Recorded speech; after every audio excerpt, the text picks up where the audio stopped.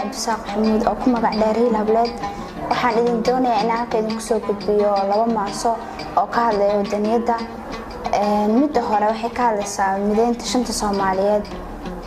midda labaadna waxa la yiraahdaa qarandoon maasada koowaad waxa la yiraahdaa shantii Soomaaliyeed waxayna ka hadlaysaa mideynta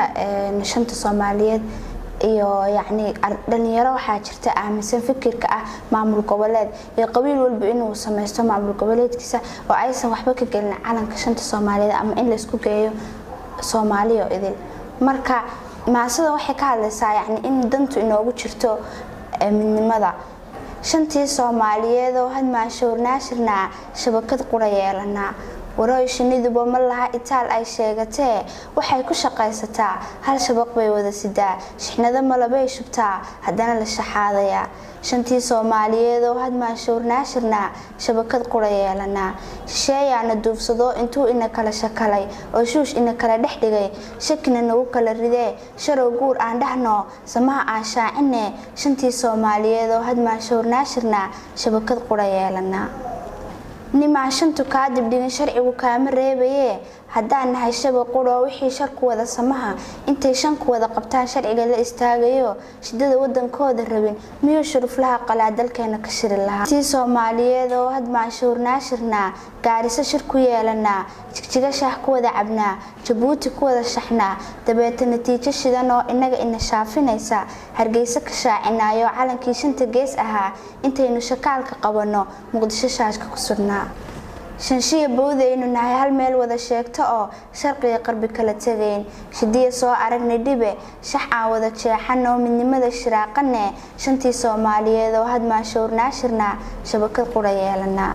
waxay sharaf noqon lahayd inaga oo wada shirno shisheeyaha diidna oo bun aan wada shiilano shaadali aan wada cabnee shantii Soomaaliyeed oo had maashoornaashirna shabakad qura yeelana maasayda labaad aan idin soo gudbinayo waxa la yiraahdaa qarandoon sidoo kale iyaduna waxay ka hadlaysaa yacni midnimada iyo qarannimada ay raadinayno inaynu kaliya ku heli karno inaynu isku tashano dhalinteena taariikhda iska daayaan dadkeena qurbo joogta ana ay wadankooda ku qanacsanaadaan qofkii hore uga tagayna uu isku dayo inuu soo laabto qofka joogaana uu yacni iimaansado wadankiisa ku noolaado waxayna ku bilaabmaysaa sidan qaafleyda maasada ma qoondeyn baryahanoo waanigii ka qaayibay waxaan maanta qalinkiyo ugu qaatay xaashida qalbiga iyidhi hadal qaharkiyo dhibaatadan qaaqdan aan dhammaanayn qowlka dhiibo buu yidhi waxaan idhi quluub yahay waxa qaadir kuu qoray iyo qalin hore u yiil midna lama qatalayee qiiradu hadday tahay qarankeeni baaba'ay